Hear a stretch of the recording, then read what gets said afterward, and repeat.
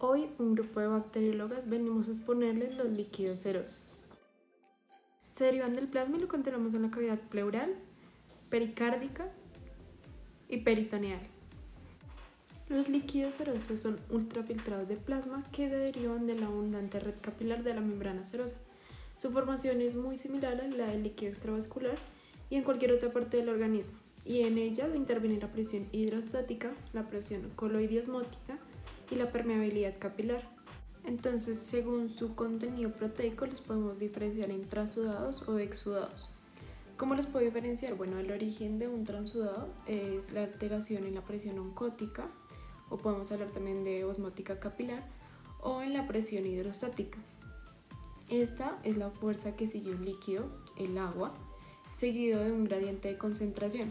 Si hablamos de oncótica, se habla directamente de la albúmina, que es debido a la presión de las proteínas y se forma como tal una alteración de la ósmosis. Mientras que en el exudado se habla de una alteración en la permeabilidad de las células endoteliales debido a un proceso inflamatorio. El transudado como tal, entonces hablamos es de que es una alteración de presiones como la oncótica y la hidrostática, y del exudado por procesos inflamatorios. En el transudado va a haber un ultrafiltrado, el agua va a empezar a acumularse en el espacio intersticial y como buen proceso de ultrafiltración, las proteínas no pueden pasar en la misma concentración del plasma. Entonces las proteínas van a estar disminuidas y la glucosa va a pasar en la misma concentración que la encontramos normalmente en sangre. O sea que si tenemos niveles de 100 mililitros por decilitro en sangre, en el transudado en cualquier líquido corporal, voy a tener exactamente lo mismo. Cabe aclarar que una hiperglucemia puede ocasionar también un aumento de la glucosa en este espacio intersticial. Entonces, un aumento de glucosa en sangre y en un líquido corporal no van a aportar nada al diagnóstico. La lactato deshidrogenasa es una enzima que es liberada de manera constante en niveles basales por más células en el torrente sanguíneo, pero si se encontrase elevada me habla de una destrucción celular. En este caso la encontramos disminuida porque como buena enzima es una proteína, entonces su concentración va a ser baja. Entonces, en resumen, en el transudado, al encontrar la alteración en las presiones, voy a encontrar una disminución de proteínas, una glucosa normal, e incluso si sus niveles están aumentados no nos van a cambiar. Y encontramos también bajos niveles de la lactato deshidrogenasa. Mientras que en un exudado, como es un proceso inflamatorio, va a haber una alteración de la permeabilidad de las células endoteliales, lo que va a hacer que tenga un aumento en la concentración de las proteínas y la concentración de glucosa procesada se mantiene. La lactato deshidrogenasa empieza a atravesar debido a que ya tengo esta permeabilidad, y si el proceso inflamatorio se debía a bacterias, o sea que es una inflamación debido a una infección bacteriana, pues las bacterias necesitan algo para vivir, entonces van a consumir la glucosa.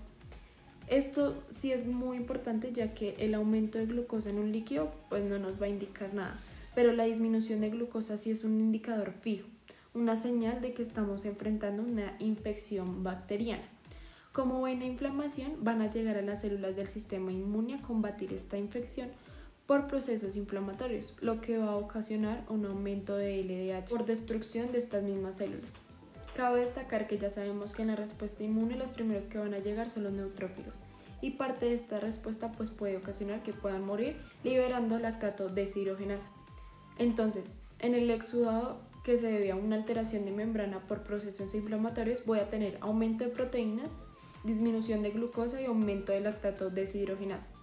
La disminución de glucosa es debido a un origen bacteriano, si no, no debería existir este. El líquido peritoneal, también llamado líquido ascítico, es un ultrafiltrado del plasma.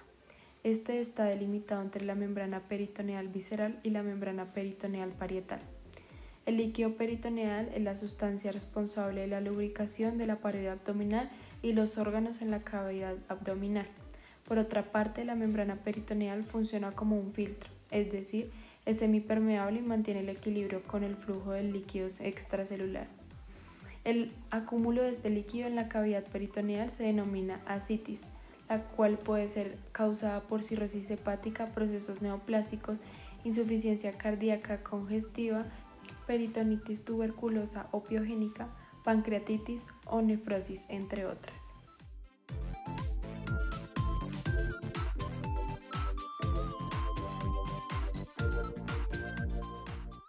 La ascitis quiere decir que nosotros tenemos un líquido en la cavidad peritoneal.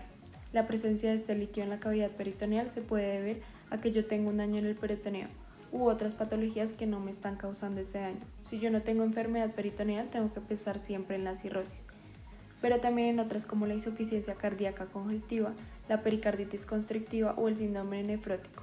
En cambio, cuando hablamos de ascitis por enfermedad peritoneal, me tengo que ir a pensar sobre todo en las neoplasias y en la infección reto en la tuberculosis. Lo más importante es que recordemos esto: cuando yo tengo un paciente de un primer episodio de ascitis o un paciente que empeoraba en cuanto a la clínica, lo que tengo que hacer es una paracentesis para poder analizar ese líquido acético y qué es lo que voy a mirar. Bueno, pues voy a mirar el gradiente seroacítico de albúmina. Si este gradiente seroacítico de albúmina está elevado, es mayor a 0,1. Voy a pensar directamente en una hipertensión portal. En esta hipertensión portal yo lo que tengo es un aumento de la presión hidrostática en los vasos. Ese aumento de la presión hidrostática favorece la salida de agua hacia la cavidad peritoneal, mientras que las proteínas se me quedan en el interior de los vasos. Por eso la cantidad de albúmina que yo tengo en el suero es mayor que la que tengo en el líquido acítico. La hipertensión portal me puede dar dos tipos de líquido acítico, un exudado o un trasudado. ¿Y de qué va a depender? Pues del sinusoide. Si yo tengo un sinusoide sano, en estado las proteínas van a salir hacia el líquido peritoneal. En cambio, si el sinusoide está dañado, las proteínas no podrán salir y por tanto tendré un transudado. Para pensar en un exudado tenemos que recordar que no puede estar afectado el sinusoide y por tanto no puede tener nada dentro del hígado que lo esté dañando. Y siempre suelen ser patologías que afectan por encima del hígado. Se suele hablar de hipertensión portal posthepática. Estas patologías suelen ser la insuficiencia cardíaca congestiva, la pericarditis constrictiva o las que afectan a la vena cava, como la obstrucción de la vena cava inferior y las fases iniciales de Budd-Chiari. En cambio, para hablar de un transudado, como mi sinusoide está dañado, sí que tengo que hablar de patología que me están afectando directamente al hígado, como son la cirrosis, que es la más importante, la que tenemos que recordar, o la insuficiencia hepática. Y ya las fases finales del síndrome de búsqueda, para hablar de un gradiente seroacítico de albúmina menor de 0,1. Tengo que pensar siempre en dos patologías, las neoplasias y las infecciones. Por tanto, gradientes serocíticos de albúmina alto, pensamos en hipertensión portal. Gradiente serocítico de albúmina bajo me descarta la hipertensión portal y me tiene que hacer pensar en neoplasias e infecciones. Además, también hay otras características que nos pueden dar en los enunciados que nos pueden ayudar a elegir ante qué patología nos estamos encontrando. Por ejemplo, nos pueden hablar de una linfocitosis y de un ADA elevado, que son típicos de la tuberculosis. Nos pueden hablar de una amilasa alta en el líquido acítico, que aparecería en la pancreatitis, o de otros polimorfonucleares mayores de 250, que es un criterio diagnóstico de la peritonitis bacteriana espontánea. A continuación observamos el examen físico que se realiza, donde vemos un abdomen distendido. En ocasiones se observa un vientre en obus, que es cuando ya hay una distensión brusca. El ombligo puede aplanarse y la piel puede tornarse naranja.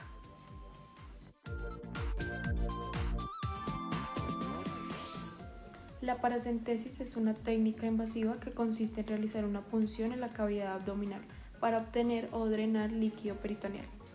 Razones por las cuales se realiza el examen: una ascitis a tensión que origina una insuficiencia respiratoria, sea refractaria o tratamiento médico o acompañe la lesión expansiva en el hígado, una ascitis que cursa con deterioro clínico, una ascitis que ocasiona signos de infección en pruebas de laboratorio o pacientes con sospecha de hemoperitoneo. No se debe realizar en pacientes con trastornos graves de la coagulación sanguínea o trombocitopenia grave, pacientes con coagulación intravascular diseminada, obstrucción intestinal o infecciones de la pared abdominal. Para la toma de la muestra, primero vamos a listar los materiales que se van a necesitar: polvorina yodada, gasas, cloruro de etilo, angiocatéter, anestésico local, tubo de muestra, agujas, sistema de drenaje, mascarilla, guantes y paño estéril penetrado. Empezaremos con la preparación del paciente. Para ello, informar al paciente y a su familia del procedimiento a realizar. Resolveremos sus dudas y les facilitaremos el consentimiento informado para que lo firmen cuando crean oportuno. Para determinar el lugar de punción y posición del paciente, debemos tener en cuenta que este depende del volumen del líquido ascítico y del grosor de la pared abdominal. Si existe abundante líquido y el sujeto es delgado, se recomienda la posición en supino. Si hay menor cantidad, en decúbito lateral. En general, se recomienda la punción en el cuadrante inferior izquierdo del abdomen. La ultrasonografía abdominal puede ser de gran ayuda en caso de duda diagnóstica en la identificación del líquido ascítico o dificultad en el lugar de punción. A continuación, colocaremos al paciente de la manera adecuada, que será en decúbito supino o ligeramente inclinado hacia su lado izquierdo. Durante la punción pediremos al paciente que permanezca quieto y que respire tranquilo. En primer lugar, vamos a identificar el punto de punción y esterilizar la zona. Para esto trazaremos una línea imaginaria desde el ombligo hasta la espina ilíaca anterior superior izquierda. La punción se realizará en la unión del tercio medio con el tercio más lateral de esta línea imaginaria. La punción se realizará bien sea aspirado una muestra o a través de una aguja o dejando un catéter conectado al sistema. Esto con el fin de realizar la paracentesis evacuadora. Este líquido se puede enviar al laboratorio previamente marcado.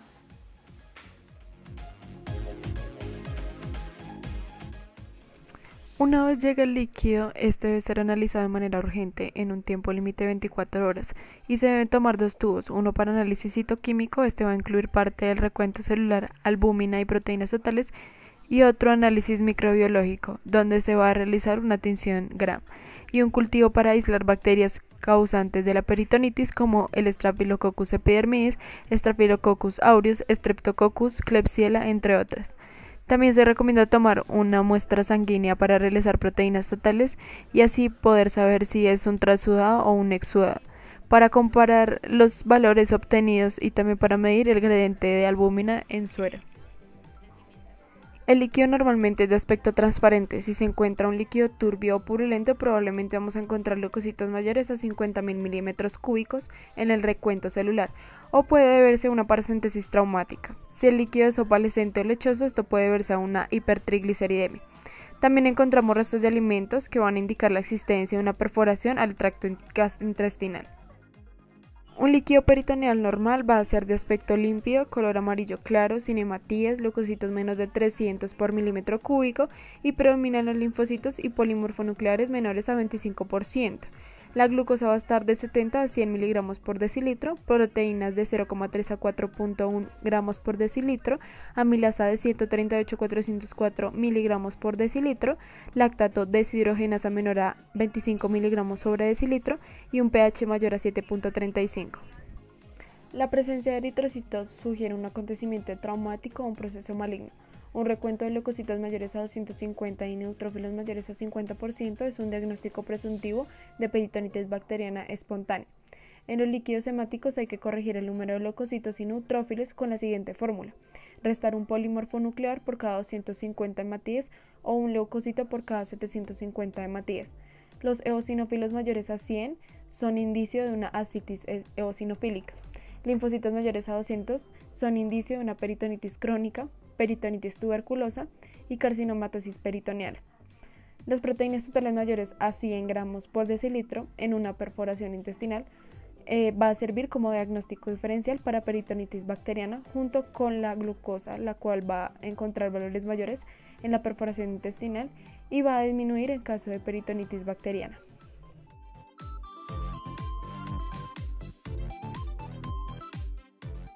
El pericardio es una fuerte membrana que rodea completamente el corazón, separándolo de los órganos y estructuras adyacentes.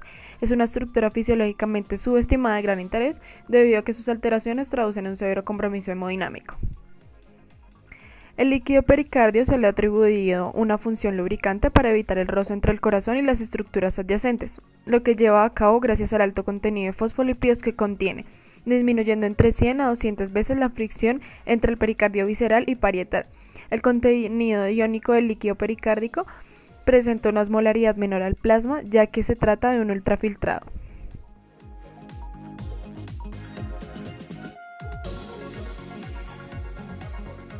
Cuando hablamos de derrame pericárdico nos referimos como tal al aumento en exceso del líquido pericárdico en la cavidad pericárdica. Normalmente se encuentra entre 15 y 50 mililitros, pero al haber un aumento se habla de una patología como tal. Cuando hablamos del taponamiento pericárdico nos referimos a que esta acumulación de líquido hace que se comprometa el proceso hemodinámico y con ello que haya una alteración del llenado de las cavidades.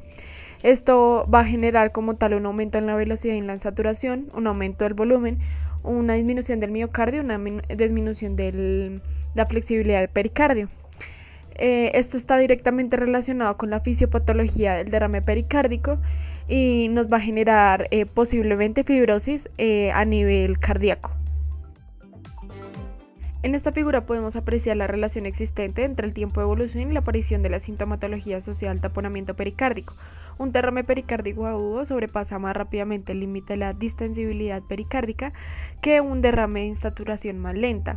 El incremento progresivo de las presiones transmurales, determinadas principalmente por el volumen presente en las cavidades cardíacas, representa una curva sobre el volumen del pericardio, característicamente en forma de J. La pericardiocentesis es un procedimiento que consiste en extraer líquido pericárdico para fines diagnósticos y o terapéuticos. Este es un procedimiento que necesita hacerse bajo un control ecocardiográfico, el cual proporciona seguridad, ya que es un procedimiento en el cual el corazón está siendo intervenido mínimamente. Para realizar este procedimiento es necesario tener el plano anatómico del corazón muy claro, y los materiales que vamos a utilizar son gorro y mascarilla, guantes estériles, asepsia de manos, bata estéril, gasas estériles, tubos estériles para la recogida del líquido pericárdico, podovidona yodada al 10% para desinfectar la zona de punción, anestesia local. Vamos a utilizar lidocaína al 2%, paños estériles, hoja de bisturí, aguja con cánula teflonada, jeringas estériles de 5, 10 y 20 mililitros, set de pericardiocentesis y un frasco de suero salino. Antes del procedimiento se debe informar al paciente sobre el procedimiento y confirmar si está firmando el consentimiento informado. El paciente permanecerá en ayunas al menos 4 horas antes de la realización de la técnica. Se debe conocer la frecuencia cardíaca, la tensión arterial, la saturación de oxígeno y también indicarle que ha de permanecer sin moverse y respirar lentamente durante la técnica para evitar lesiones de órganos vitales. Antes de iniciar el procedimiento, el personal de salud debe aplicar el lavado correcto de manos, seguido de ello debe vestirse con la indumentaria que debe ser estéril en su totalidad. El paciente debe estar ubicado en la cama en posición de cúbito supino en un grado de 45 grados. El paciente debe estar monitorizado con electrocardiograma, pulsómetro, tensiómetro y presión venosa central. Se debe desinfectar ampliamente la zona de punción con povidona yodada al 10% desde el mesocardio hasta el ombligo. Colocamos paños estériles sobre el paciente con un sitio frenestado donde va a ser la zona de punción. Se identifica la zona de punción. Esto se va a realizar identificando la apófisis sifoides. Una vez allí nos ubicamos 3 centímetros por debajo sobre la línea media. Después de ello nos dirigimos al borde costal izquierdo sobre la última costilla e insertamos la aguja en dirección al hombro izquierdo con lidocaína al 2%. La punción de anestesia debe abarcar planos superficiales y profundos.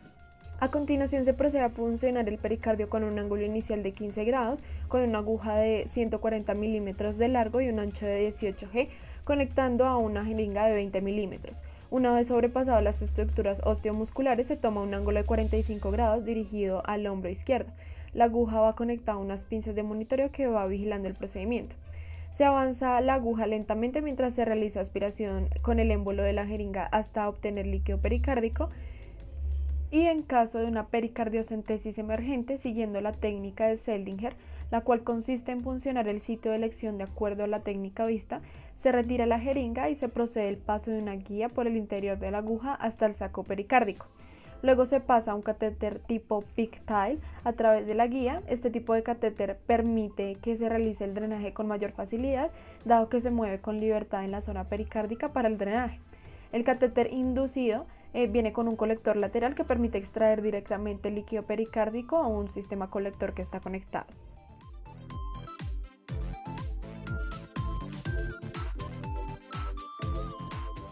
Después del procedimiento se valora la respuesta del paciente al procedimiento, se hace un control de signos vitales y se debe vigilar la aparición de arritmias. Se hace también un control de drenaje pericárdico anotando la cantidad extraída y las características del líquido, ya sea seroso, serohemático, hemático, purulento, etc. Y se debe comprobar la permeabilidad del catéter. Se informa al médico de cualquier evento o complicación y se administra analgesia y antibióticos según la prescripción médica. Esta punción se realiza para identificar las características del líquido pericárdico y diferenciarlo entre un exudado y un transudado. El color de un exudado es de color claro, turbio, purulento. Un transudado es claro, pajizo o ámbar. Las proteínas totales en un exudado son de más de 3 gramos por litro y de un transudado de menos de 3 gramos por litro. La seromucina es positiva en el exudado y negativa en el transudado. Hay gran cantidad de células en un exudado y poca cantidad de células en un transudado. La glucosa es menor que la que está en el plasma, y en el transudado encontramos que la cantidad de glucosa es igual a la cantidad que hay en plasma. Y generalmente encontramos microorganismos presentes en el exudado y en un transudado están ausentes. El líquido pleural se encuentra en la cavidad pleural y sirve como lubricante del movimiento de los pulmones durante la inhalación y la exhalación. Se forma a partir de un filtrado plasmático desde los capilares sanguíneos de los pulmones y se encuentra en pequeñas cantidades entre las dos capas de la pleura, membranas que cubren el interior de la cavidad torácica y el exterior de cada uno de los pulmones.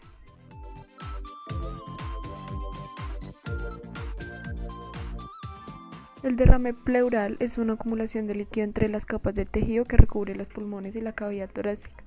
Este derrame se debe por esta acumulación anormal y excesiva de este líquido. Hay dos tipos de derrame: el derrame pleural transudativo, que es cuando un líquido se filtra hacia el espacio pleural, y el derrame exudativo, que es causado por vasos sanguíneos o vasos linfáticos bloqueados y causan una inflamación, generalmente es por infecciones. Para empezar a detectar un diagnóstico, debemos hacer un examen físico en donde podemos ver la disminución de los movimientos respiratorios en el hemitórax, una desviación del esternón, también un dolor abundante en el pecho, un soplo pleúrico,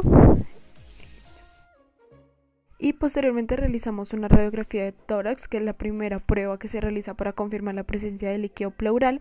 Debe examinarse la radiografía lateral del tórax en posición de pie cuando se sospecha de un derrame pleural. En esa posición, 75 milímetros de líquido producen el borramiento del ángulo. El borramiento del ángulo costofrénico lateral suele necesitarse a cerca de 175 milímetros, pero puede requerir hasta 500 milímetros. Estos derrames pleurales más grandes opacifican las posiciones del hemitórax y pueden provocar desplazamiento mediastínico.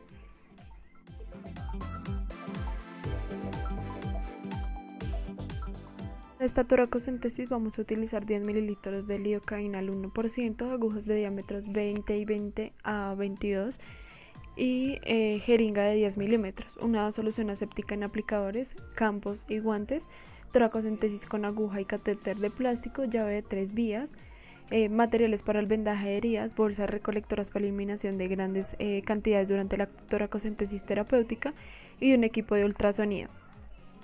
Se realiza mejor con el paciente sentado en posición erguida e inclinado ligeramente hacia adelante con los brazos apoyados. Se puede realizar la toracocentesis con el paciente acostado en decúbito supino, pero se realiza mejor con ecografía para guiar el procedimiento. Se selecciona un punto para la inserción de la aguja en la línea media escapular en el borde superior de la costilla, un espacio intercostal por debajo del borde superior, el derrame. Se debe marcar el punto de inserción y preparar la zona con un producto para la limpieza como clorhexidina, para luego aplicar un campo estéril con guantes estériles. Usando una aguja de diámetro de 25, crear un abón de anestésico local sobre el punto de inserción y cambiar una aguja más grande e inyectar anestesia cada vez más profunda hasta llegar a la pleura parietal. Esta debe estar infiltrada en la mayor medida posible, ya que es muy sensible, y después de esto se sigue avanzando la aguja hasta aspirar el líquido pleural y se registra la profundidad de la aguja durante el procedimiento. Debe ensamblar un catéter con aguja para toracocentesis de gran diámetro a una llave de 3 vías, colocar una jeringa de 30 a 50 mililitros en una de las vías y una tubuladora de drenaje en la otra vía.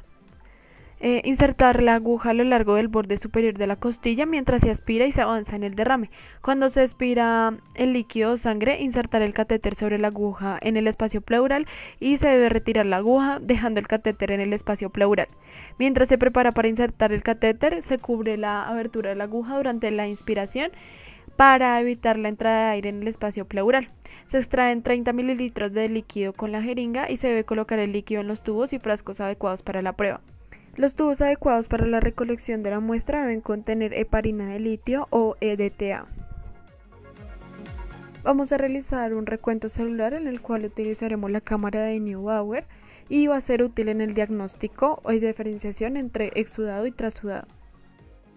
En el recuento celular vamos a encontrar los eritrocitos y si encontramos un hematocrito del 25 al 50% nos va a referenciar un hemotórax. Si encontramos un hematocrito de 1 a 20% es un trauma o neoplasia y si encontramos un hematocrito menor al 1% no es significativo. Si encontramos linfocitos de más del 50% podemos relacionarnos con tuberculosis, linfoma, micosis, neoplasia, sarcoidosis, artritis reumatoide y post-bypass coronario. Bueno, lo primero que queremos saber es si el paciente está presentando un exudado o un transudado. ¿Y cómo lo distinguimos? Bueno, pues si el paciente cumple con los criterios que son estos que estamos viendo a continuación, estamos hablando de que presenta un exudado. Allí hablamos de que las proteínas tienen que ser mayores a 3 gramos, el LDH debe ser mayor a 200, o bien ya se habla de un coeficiente o de un cociente de proteínas de pleura mayor a 0.5, que es el número impar, o un LDH en pleura por suero de 0,6, que es un número par. Ya teniendo en cuenta estas pruebas y diagnosticando como tal que es un exudado pleural, lo siguiente que vamos a hacer es buscar la causa de este. Si no se cumplen los criterios, ya estamos pensando en un transudado pleural, las cuales las causas más frecuentes son la insuficiencia cardíaca, la cirrosis y el síndrome nefrótico. El transudado pleural lo podemos identificar con algunos exámenes bioquímicos como la glucosa, en este caso estaría baja, la proteína y la LDH, que van a estar elevadas. Si llegamos a tener un transudado pleural, necesitamos más exámenes bioquímicos. En caso de un exudado pleural, sí vamos a necesitar más de ellos, en los que vamos a determinar amilasa, glucosa o pH. Y estos se ven más que todo a infecciones, neoplasias o ruptura del esófago. La siguiente tabla nos muestra la clasificación de los criterios de Lye, quien nos ayuda a diferenciar entre un transudado y un exudado.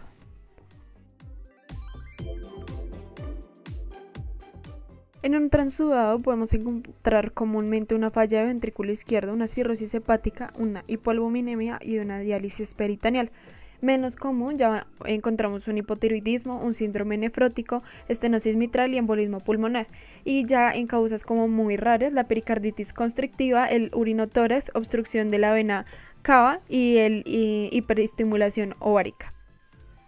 En un exudado es muy común encontrar tuberculosis, malignidades y derrame paraneumónico. Ya menos común un infarto pulmonar, artritis reumatoidea, enfermedades autoinmunes, pancreatitis, infecciones fúngicas, derrame benigno por absceso y síndrome postinfarto del miocardio. Y ya en causas raras puede ser por drogas o un síndrome de uñas amarillas. Bueno, esperemos que este video les haya servido para la identificación y diagnóstico de los diferentes líquidos serosos y que haya sido de su agrado. Muchas gracias.